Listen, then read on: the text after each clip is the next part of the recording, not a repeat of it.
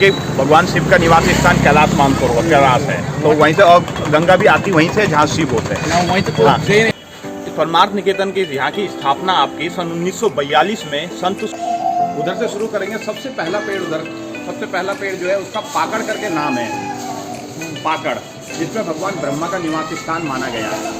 उसके बाद बीच में आपका बड़ का पेड़ है, बरगद का पेड़, जिसमें भगवान शिव का निवास स्थान होता है। ये आपका पीपल का पेड़ है, जिसमें भगवान विष्णु का निवास स्थान होता है। किलोमीटर आगे गौमुख करके पड़ता है। गौमुख से आपकी जो गंगा होती है ना, वो गौमुख से पहले ग्लेशियर के अंदर रहती है, मतलब बर्फ के अंदर रहती है, और गौमुख के बाद ही वो पृथ्वी पे आती है आपकी गंगा। और इसका एक स्रोत आपका कैलाश मानसरोवर, क्योंकि शिव का घर कैलाश मानसरोवर बताया जाता है, जहाँ शिव की वो है घर माना जाता है उनका, तो वहीं से उसका एक स्रोत आपका एक स्रोत गंगा का वहीं से शुरू होता है। बीच में आपके अलग अलग ग्लेशियरों से आता रहता है जो पानी वगैरह आता है। आपका गौमुख के पीछे ही आपका शिवलिंग भी है, शिवलिंग करके ना एक आपका 6000 मीटर ऊंचा वो है, पर्वत है, वो बिल्कुल शिव के लिंग के आकार का है। बिल्कुल आपको अगर गौमुख जाएंगे ना, आपको सामने दिखता है, बहुत बढ़िया। आप अगर इसमें भी सर्च करेंगे ना गौमुख शिवलिंग, तो उसमें दिखाएगा आपको। तो उस शिवलिंग से गंगा यूँ उतर के वहीं पे नीचे पूरा हुआ है, फिर उसके नीचे से ग्लेशियर में घुस जाती है गंगा। कैलाश से आ रही है। हाँ, गंगा तो आती कैलाश से ही है, क्योंकि भगवान शिव का निवास स्थान कैलाश मानसरोवर कैलाश है, तो वहीं से, और गंगा भी आती वहीं से जहाँ शिव होते हैं। वहीं से हाँ। ट्रेन है ना। ये आपका जानकी ब्रिज है सर। जानकी, हाँ, सुनेंगे थोड़ा सा सबके सब। ये ज़्यादा पुराना नहीं है, 4 साल और के इसे बने हुए। ये 2020 में बना था हमारा। इसकी लंबाई पूरी 350 मीटर है, इसकी चौड़ाई 4 मीटर है। इससे पुराना हमारा राम झूला, वो सामने देख रहे होंगे आप लोग। हाँ। और 1985 का बना हुआ है। उससे ही पुराना हमारा लक्ष्मण झूला था, उससे 2 किलोमीटर आगे है। वो 1930 का बना हुआ है, ब्रिटिश गवर्नमेंट के टाइम का। बट आपका जब केदारनाथ में फ्लड आया था ना 2013 में, तो उसके बाद से वो बंद है आपका। क्योंकि उसका जैसे ये 2 पिलर इस तरफ, 2 पिलर उस तरफ है ना, तो उसका एक पिलर झुका हुआ है। कोई हादसा वगैरह ना हो करके गवर्नमेंट ने उसे बंद कर दिया। अब उसी के बगल में हमारा दूसरा ब्रिज बन रहा है, बजरंग सेतु के नाम से काम चल रहा है। उसमें अगले साल तक वो बन के तैयार होगा आपका। तो राम झूला रिपेयर नहीं हो रहा है? नहीं, लक्ष्मण झूला रिपेयर नहीं होगा उसकी, आप क्योंकि उसकी टाइमिंग भी पूरी होगी। 90 ईयर्स हो गए, उतने ही टाइम का था वो। तो वो केवल ऐसी है प्रदर्शनी, मतलब देखने लायक ही है। वो हटेगा भी नहीं वो, लेकिन वो केवल उसमें आवाजाही नहीं होगी। उसी के बगल में दूसरा ब्रिज बन रहा है बजरंग सेतु के नाम से। अगर होगा आपका, नेक्स्ट टाइम आएंगे आप उसमें जा सकते हैं।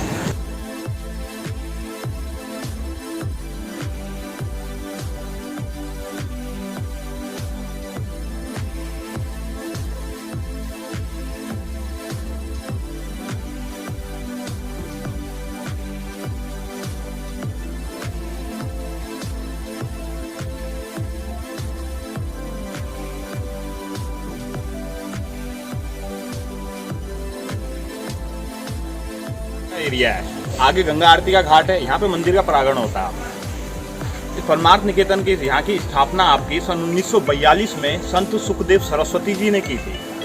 1942 से लेके 1986 तक, 1986 तक उन्होंने चलाया था इस आश्रम को। 1986 में उनका देहांत हो गया था। 1986 से लेके जो वर्तमान के यहाँ के हमारे संस्थापक हैं, मुनि चिदानंद सरस्वती जी करके होते हैं, उन्हीं की देख रेख में यहाँ सारे काम होते हैं। ये मेन हब आपका योगा और मेडिटेशन, ध्यान और योगा का सबसे बड़ा केंद्र है ऋषिकेश में परमार्थ निकेतन। यहाँ पे आपका हर साल इंटरनेशनल योगा फेस्टिवल भी होता है, जिसमें कि देश विदेश से लोग आते हैं योगा और ध्यान सीखने के लिए। केवल अभी हुआ था हमारा इस साल मार्च में हुआ था, 8 मार्च से लेकर 14 मार्च तक हफ्ते 10 दिन का वो फेस्टिवल होता है, जिसमें कि आपके देश विदेश से लोग आते हैं यहाँ पे योगा वगैरह सीखने के लिए आपका। ये तो रहा आपका यहाँ के बारे में। बाकी आप लोगों ने अपने जीवन में कभी कल्प वृक्ष का नाम सुना होगा। कल्प वृक्ष करके सुना है ना, जो समुद्र मंथन हुआ था उसमें 14 रत्न निकले थे, जिसमें से एक कल्प वृक्ष करके भी निकला था। तो उसी कल्प वृक्ष का एक पेड़ हमारे यहाँ पे होता है, सामने जो पीछे जिसमें धागा बंधा है ना आपका, ये कल्प वृक्ष का पेड़ है आपका। इसकी पहचान होती है, जैसे हमारे बेलपत्र में 3 पत्ते होते हैं ना, इसमें 5 पत्ते होते हैं, ये इसकी पहचान है। हाँ, 5 पत्तों का एक समूह होता है, देखेंगे ना आप किसी कोई सा भी, उसमें 5 पत्ते एक साथ ही होंगे इसके।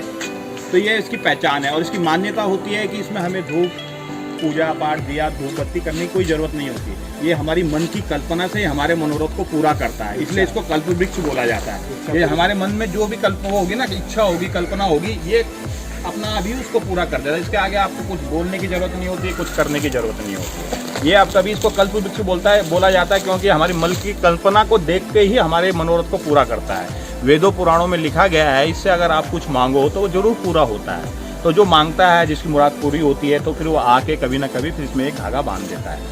तो इसलिए आप लोगों के मन में कुछ हो तो आप लोग मांग सकते हैं। वेद पुराण में लिखा गया है कि जो भी मांगोगे आप इसको जरूर पूरा होता है। वहाँ तो सर अभी तो बंद हो गया। 1942 में संत सुखदेव सरस्वती जी ये करके हैं, ये हमारे वर्तमान के संस्थापक है मुनि चिदानंद सरस्वती जी। इन्होंने कब से लिया, जब से? हाँ, इन्होंने आपको 1942 से यहाँ की स्थापना हुई थी। 1942, हाँ 1942 से 1986 तक इन्होंने चलाया था इस। 1986 के बाद अभी तक जो वर्तमान है ये है हमारा चिदानंद सरस्वती। वो गुरु अभी वही है? नहीं, वो उनके स्टूडेंट हैं, शिष्य उनके जो है ना योगा वाले, वो करवाते सिखाते हैं आपको। ये 3 पेड़ देख रहे हैं ना आप लोग लाइन बारी से इधर, ये यहाँ के 250-300 साल पुराने पेड़ हैं और इसको यहाँ पे मान्यता दी गई है त्रिदेवों की, ब्रह्मा विष्णु महेश करके। उधर से शुरू करेंगे। सबसे पहला पेड़ उधर, सबसे पहला पेड़ जो है उसका पाकड़ करके नाम है, पाकड़, जिसमें भगवान ब्रह्मा का निवास स्थान माना गया है। उसके बाद बीच में आपका बड़ का पेड़ है, बरगद का पेड़, जिसमें भगवान शिव का निवास स्थान होता है। ये आपका पीपल का पेड़ है जिसमें भगवान विष्णु का निवास स्थान होता है। पर इस पेड़ की एक खासियत है ना, हम इसको चारों तरफ थोड़ा ध्यान से देखेंगे ना इस पेड़ में, तो हमें इसमें भगवान गणेश जी की आकृति दिखाई देगी पूरी की पूरी। जैसे कि आप ये जिसमें धागा बना हुआ वाला पोर्शन देख रहे हैं, यहाँ पे से देखिए, इधर आइए। वो आपको इस तरीके से लगेगा ना कि जैसे कि हाथी ने अपनी सूंड ऊपर को की है और ये नीचे दांत हो गया, टूटा हुआ आंख हो गया और माथा हो गया। इसी तरीके बिल्कुल क्लियर ऐसा लगता है कि जैसे हाथी ने अपनी सूंड ऊपर हो गई है। इसी तरीके से और भी दिखाई देता है, मैं आपको दिखाता हूँ। ये आप बिल्कुल आपको क्लियर गणेश जी की तरह ही वो प्रतीक होता है। ये आंखें होगी इस तरह, माथा हो गया, ये सूंड होगी आपकी। थोड़ा इधर से देखेंगे ना हट के थोड़ा पीछे से, तो बिल्कुल क्लियर दिखता है। जिसमें छिपकली दिख रही है ना आपको, वो वाला जो ये पीछे वाला जो है, छिपकली दिख रही है आपको वहाँ पे, दिख रही छिपकली, उसी वाले पोर्शन को देखिए, वो आपको पूरा गणेश जी की आंखें, माथा और सूंड है वो पूरा। वो छिपकली, हाँ छिपकली है ना जो वहाँ पे वो पूरा माथा, आंखें, सूंड, वो बिल्कुल क्लियर दिखता है आपको वहाँ पर जी। तो इसी तरीके से इसमें छोटा बड़ा हर जगह होता है। इसमें शामिल है सामने जो घोड़े वाला है ना आपका, ये कल की अवतार है जो होना बाकी है ना। घोड़े वाला जो दिखा है ना आपको सफेद वाइट वाले में, वो कल भी लिखा है उसमें। तो एक केवल यही अवतार है जो होना बाकी है। 23 अवतार हो गए। हाँ 23 अवतार उनके कंप्लीट हो चुके हैं। 24वां अवतार जो कल की है वो आपका एक कलयुग का भी पहला चरण है। जब कलयुग का चौथा चरण लगेगा ना तो तब इनका अवतार माना गया है। वही ये अभी कलयुग का एक प्रथम चरण है और जब कलयुग का आपका चौथा चरण लगेगा ना तब इनकी उत्पत्ति मानी गई है। एक चरण में आपके लगभग 5,500 साल रहते हैं एक चरण में। हाँ तो मतलब और होते हैं ना, तो सुबह 6 बजे से लेकर 9 बजे तक घरों की पूजा होती है यहाँ पे। हर रोज होती है। हवन कुंड है आपका, हवन कुंड करके गंगा किनारे बैठा के घर शांत करवाए जाते हैं। रोज हर रोज होता है यहाँ पे। सुबह के टाइम पे 6 से 9 बजे घरों की ही पूजा होती है यहाँ पे। अब किसी पे टाइम ना हो कि भाई चलो हम पे इतना टाइम नहीं है 1-2 दिन रुकने का, तो इसमें ना आपने मंत्र भी देखे होंगे। हर घरों के मंत्र लिखे गए हैं इसमें और मंत्रों की जाप संख्या भी लिखी गई है। आपने पढ़ा होगा वेदों पुराण में लिखा है कि मंत्रों में बहुत शक्ति होती है। कोई सी भी चीज़ हम मंत्रों से सिद्ध कर सकते हैं। आजकल तो ये इसका वैज्ञानिक युग है, पर जब हमारा आध्यात्मिक युग था तो हर चीज़ मंत्रों से ही सिद्ध किया जाता था। तो इसलिए अगर कोई उन मंत्र को भी जाप करता है ना तो उससे भी आपको काफ़ी पॉजिटिव एनर्जी, क्योंकि मंत्रों में पॉजिटिव एनर्जी होती है। तो कोई इतना भी करता है तो उससे भी काफ़ी वो होता है, आपको रिलैक्स मिलता है। घरों का एक बार बैठ के जब इतने बार किया, इतने बार करना पड़ता है। हाँ इतना भी रहेगा, रोज नहीं ना, एक बार में ना कर पाओ ना आप। यही करना 108 एक बार में करके रोज की टाइमिंग मान लो, जितना तक वो रहता है आपका, आप कर सकते हो उसे। बहुत से होता है ना कि नहीं भाई इतना नहीं हो पाता है, मन भटकता रहता है, कहीं यहाँ जाना कहीं वहाँ जाना। आप 5-10 मिनट लगता है 108 करने में, कितना टाइम लगता है? तो ये गंगा किनारे करना पड़ता है या फिर अपने घर में कहीं भी कर सकते हैं आप, शांति से बैठ के कहीं पे भी नहा धो के अपना वो करके। हाँ कोई सा भी मंत्र अलग अलग, जैसे चंद्र है, चंद्र का सोम का है, ये जैसे सूर्य अलग अलग है। हर घर के अलग अलग है। सूर्य का ये लिखा है आपने सूर्याय नमः करके। हाँ ये सूर्य का ये मतलब सूर्य को वो दिए गए जिसमें ना ये बीज मंत्र होते हैं, जो जिसकी मतलब जिससे ही उन चीज़ों की उत्पत्ति होती है, उसे बीज मंत्र बोला जाता है। तो ये और घृणी सूर्याय नमः, घृणी भी एक सूर्य का एक नाम है। तो उसका उस तरीके से वो करके वो काफ़ी वो रहता है आपका पॉजिटिव एनर्जी वो होती है। स्फटिक का ना, स्फटिक एक तो ये शिवलिंग रामेश्वर, हाँ वही सेम वही होता है स्फटिक। हाँ वही सेम वही होता है। और जो रामेश्वर में है ना वो भी हनुमान जी यहीं से लेके गए थे, हिमालय से। जैसे आपकी संजीवनी बूटी लेके गई थी ना, उसी तरीके से स्फटिक शिवलिंग भी वहाँ से लेके गए थे। स्फटिक आपका ना बर्फ का ही एक रूप होता है।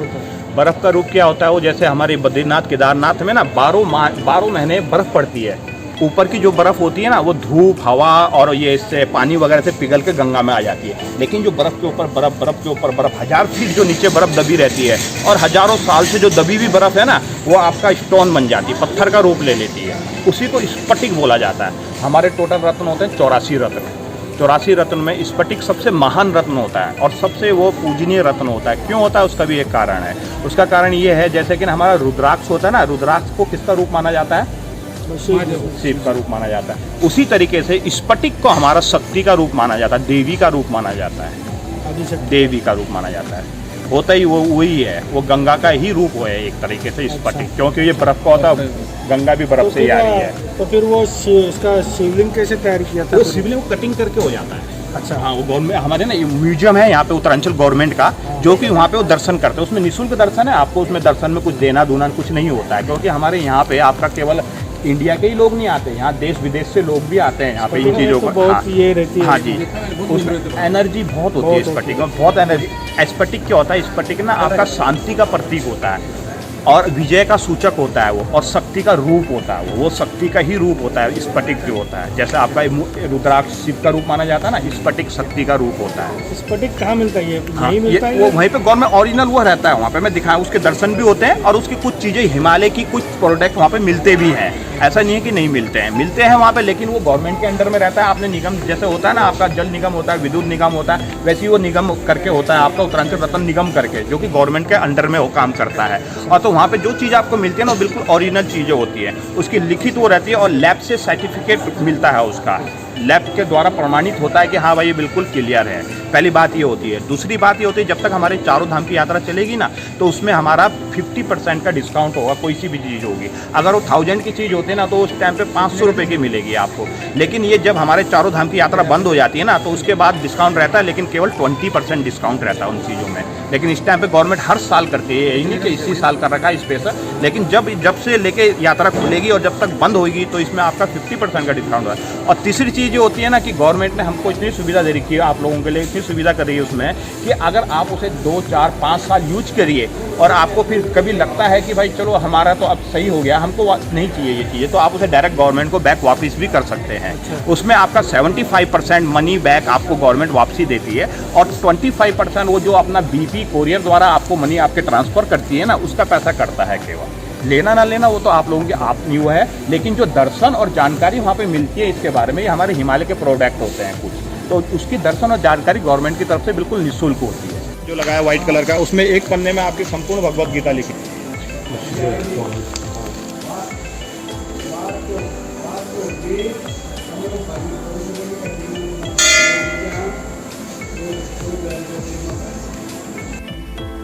ऋषिकेश में घूमने के लिए बहुत कुछ है। अगर यहाँ पे आप सब कुछ देखना चाहते हो तो यहाँ पर आपको 2 दिन का स्टे करना पड़ेगा, लेकिन हमने यहाँ पर पूरा नहीं देखा है और जो मेन जो पॉइंट थे वही देखे हैं। जैसे कि जानकी झूला हमने देखा है, परमार्थ निकेतन देखा है, उसके बाद में गीता भवन हमने देखा है और हम लोग आपको राम झूला भी दिखाने वाले हैं। ये जो आप सामने देख रहे हैं ये गीता भवन है और सामने हम आपको दिखाने वाले हैं राम झूला भी हम आपको दिखाते हैं। ये वीडियो अगर अच्छी लगी हो तो शेयर ज़रूर कर देना और ऐसे नए वीडियो देखने के लिए हमारे चैनल को सब्सक्राइब ज़रूर करें। ये आप सामने देख रहे हो ये राम झूला है, लक्ष्मण